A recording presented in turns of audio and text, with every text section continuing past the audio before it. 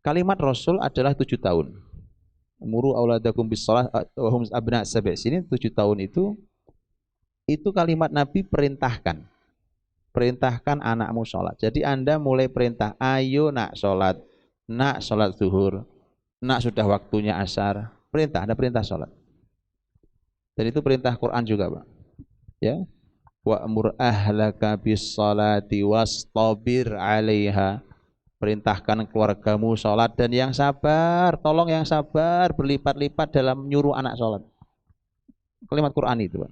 Ditolong yang sabarnya berlipat-lipat, nggak sabar sembarangan. Makanya Quran mengatakan wastabir, ada toknya, dan harusnya wasbir, wasbir dan sabarlah. Tapi oleh Quran tidak dibilang wasbir, karena kesabarannya nggak lazim kalau nyuruh sholat. Jadi urusan nyuruh sholat itu, Pak, kesabaran Anda harus berlipat-lipat sampai dikasih tok oleh Quran. Padahal harusnya wasbir saya cukup, tapi wastabir 'alaiha. Nah, bagaimana dengan di bawah 7 tahun? Di bawah 7 tahun, ahli ilmu mengatakan bahwa namanya pengkondisian, bukan perintah. Pengkondisian itu anak di bawah 7 tahun, 6 tahun, 5 tahun, 4 tahun, 3 tahun. Pengkondisian itu kan gini, Pak. Suasana di rumah, kalau waktunya sholat tiba, ya semua bergerak menuju sholat. Azan tiba, sang ayah berwudu, sang ibu berwudu, meninggalkan aktivitasnya, kakaknya yang sudah besar juga ngasih contoh, begitu seterusnya. Dan sang anak tahu, ayah ke masjid dulu ya, ayah mau sholat. Oke. Karena itu pemandangan hari-hari, sang anak sekali-kali ingin nyoba, ya kan? Ibunya gelar sejadah, anaknya nyari sejadah juga. Ayo nak wudhu dulu, enggak ah, langsung sholat aja. Namanya anak masih kecil. Ya udah, ikut sini. Baru takbiratul ihram, Allahu Akbar, ibunya mulai, dia ikut Allahu Akbar. 3 detik pergi dia. Tik tik tik pergi dia. Sudah nggak apa-apa nih, itu anak di bawah 7 tahun, Pak. Jadi, dan ini kalau antum didik pakai konsep itu, antum nggak panik lihat anak orang lain. Wah, itu Pak, anak 5 tahun sudah kayak gitu. Jangan, tenang, tenang. Ya, jangan panik, jangan lihat anak orang lain. Konsepnya begini, beneran, Pak. Nah, jadi di bawah 7 tahun itu pengkondisian. Dikondisikan dan segala macam. Dan karena nanti menjelang 7 tahun Anda sudah harus mulai mengajari toharoh. Karena sholat nggak sah tanpa toharoh kan. Nanti Anda ajari tentang istinja, istijmar, tentang itu bersuci, tentang masalah bersuci, menghilangkan najis, apa yang najis, gimana kalau dia kamar mandi. Jadi toilet training itu, konsep toilet training itu nggak menarik menurut saya, Pak. Yang menarik konsep toharoh itu. Nggak menarik banget toilet training itu. Yang menarik itu adalah konsep kitab fikih toharoh dibuat jadi program anak-anak. Itu baru keren. Kenapa? Tidak tercover di konsep toilet training hari ini kalau tidak dilandasi fikih yang kokoh. Masuk doa itu oke. Tapi coba lihat yang lain. Anda perlu gali itu, Pak. Gali di kitab fikih toharoh itu. Karena itu syarat untuk dia sholat, maka itu harus mulai diajarkan dari mulai dia ini kecil, terus mandiri, makin mandiri, menjelang 7 dia sudah mandiri. Itu mandiri, dia mulai diperintah sholat, dia tahu cara berwudu. Namanya anak-anak ya. Tadi saya bilang, namanya umur 7 baru diperintah. Anda tugasnya merintah, Pak. Sholat nak, ayo sholat, perintah. Bahwa sekali waktu dia nggak sholat, sekali waktu dia ketiduran, susah dibangunin. Tenang, Pak, nggak usah panik, biasa aja. Memang belum waktunya.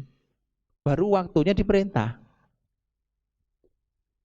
Jangan antum paksa. Saya minta jangan dipaksa. Karena kalau dipaksa, saya khawatir satu hal. Karena ini zaman kayak begini dan mereka tidak terdidik dengan komunitas lingkungan yang baik. Saya mengkhawatirkan satu hal, yaitu saya mengkhawatirkan trauma terhadap syariat. Nggak usah lihat anaknya orang lain, Pak. Berjalan di atas konsep aja ini. Anak orang lain memang beda, mungkin keluarganya lain beda, apa anaknya juga siap. Sudah, didoakan saja, doakan anak kita juga ya kan. Jalan saja, nanti 7 tahun dia begitu. Masuk 8 tahun harus lebih baik. Masuk 9 tahun harus lebih baik lagi. Nah, di saat itulah 9 tahun karena sudah mendekati 10 dan 10 sudah boleh dipukul, maka 9 Anda sudah boleh mulai memberikan sesuatu yang bisa memberikan teguran kalau dia sampai nggak sholat. Karena gini teman-teman, 10 tahun itu kan rata-rata belum balik kan? Belum balik. Sebenarnya kalau belum balik itu belum ada kewajiban sholat kan? Belum ada. Ibadah itu kan tanggung jawabnya dimulai dari balik. Tapi lihatlah bagaimana Islam antisipasi sholat itu dari 10 tahun sudah harus ditegasi. Saking ini ibadah terbesar, sholat itu. Dan kalau sholat ini beres baik, berikutnya gampang banget syariat ini. Kan begitu kan? Di akhirat kan juga gitu. Awal ma yuhasabu bihil abdu yaumal qiyamah as-shalah. Yang pertama dihisab dari kiamat sholat. Kalau sholat baik, ibadah lain baik. Itu kaidah. Makanya ini harus baik pondasi ini, sholat ini. Nah, itu 9. Nah, masuk 10 tadi. Nah, ini sudah boleh hukuman paling tinggi kalau betul masih belum sholat. Tapi lihat prosesnya, ya kan? Panjang. Nggak tiba-tiba dipukul. 7, 8, 9, 10, 4 tahun, Pak. 4 tahun kali 5 waktu. Coba berapa banyak tuh sholatnya? Ya kan? Segitu banyaknya. Makanya Quran mengatakan tolong yang sabar berlipat-lipat urusan ini. Baik. Kemudian, kapan anak diajak ke masjid? Tidak ada teks dalil yang pasti tentang kapan anak diajak ke masjid. Yang ada ijtihad ulama. Menurut Imam Malik rahimahullah taala, anak kata beliau anak diajak ke masjid umur 5 tahun. Tapi yang saya tahu wallahu alam, ini tidak ada dalilnya. Wallahu alam. Tapi ini adalah ijtihad beliau mengingat bahwa anak umur 5 tahun itu sudah memiliki adab ke masjid. Sudah ngerti kalau di masjid itu jangan berisik, jangan gaduh karena orang lagi ibadah. Baik. Dan masjid bukan tempat untuk berisik, gaduh dan segala macam. Jadi jangan gaduh. Biasanya 5 tahun sudah mulai paham. Tapi kalau anak-anak yang tidak terdidik adabnya, ya didik dulu. Bisa jadi lebih dari 5 tahun belum ngerti juga, ya kan? Tapi mungkin ada anak-anak yang sudah 5 tahun, 5 tahun bahkan di bawah 5 tahun sudah mengerti adab ke masjid. Enggak apa-apa juga ke masjid. Dipahami ya? Enggak apa-apa ke masjid. Karena cucu Nabi Hasan Hussein itu ke masjid, Pak. Bahwa di masjid kemudian pipis, itu terjadi. Hasan pipis di masjid. Ya kan? Terjadi. Lagi sholat Jumat, Nabi lagi khutbah, orang lagi duduk di soft masing-masing, itu Hasan Hussein jalan, di antara soft jalan. Itu Pak. Kejadian. Itulah anak-anak. Ajari mereka adab di masjid, bahwa kalau mereka kok ternyata masih juga anak-anak namanya, gitu ya, masih juga tadi jalan masih ini, itu namanya anak-anak. Yang orang tua mohon dipahami, tapi juga harus diminimalisir kegaduhan karena itu memang tempat ibadah untuk khusyuan. Itu mudah-mudahan kejawab bahwa anak itu saya cuma minta tolong dijalani sesuai konsep saja. Ya, karena saya cukup khawatir kalau ada trauma, Pak. Begitu anak dipaksa bangun subuh. Subuh itu hadirin karena sholat subuh itu sholat istimewa sekali. Bahkan Quran mengistimewakan subuh itu. Maka karena paling istimewa, maka pasti paling sulit. Kan pahala itu dalam syariat Islam tergantung kesulitan, tingkat kesulitan. Ketika ini tinggi sekali, maka pasti tingkat kesulitannya tinggi sekali. Nah, sholat subuh itu tinggi tingkat kesulitannya. Karena kalau subuhnya dia sudah bisa jaga dengan baik, yang laki-laki ke masjid sholat tepat waktu berjamaah, Masya Allah Pak. Itu anak mahal itu. Anak mahal. Itu kalau gede tolong dikasih tahu bahwa itu mantu yang terbaik. Pak. Iya Pak. Ada laki-laki menjaga subuhnya dari sejak usia kecil mudanya itu. Masya Allah. Nah jadi subuh juga gitu sama.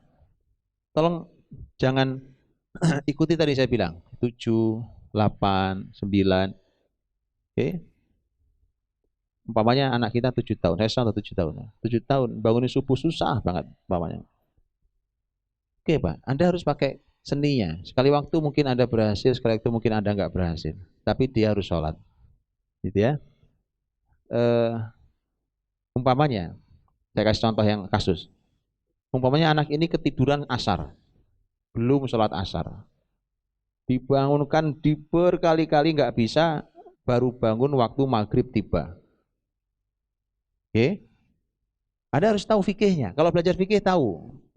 Nabi mengatakan orang itu kalau ketiduran tidak sholat, maka sholatnya waktu dia bangun.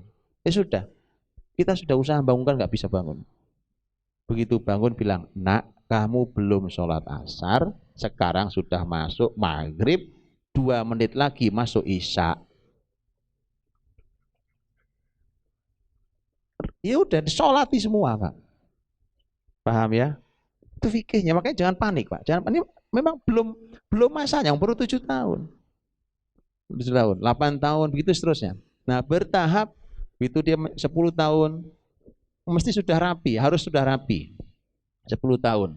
Ya kalaupun sekali waktu salah itu manusia, kita juga sekali waktu salah, Pak. Ya. Yang penting jangan meninggalkan sholat. Jadi 10 tahun dia harus ditarget. Bagaimana caranya dia 10 tahun sudah rapi sholat di masjid, apalagi laki-laki sholat masjid bersama sholat subuhnya. Itu mudah-mudahan dimudahkan Allah.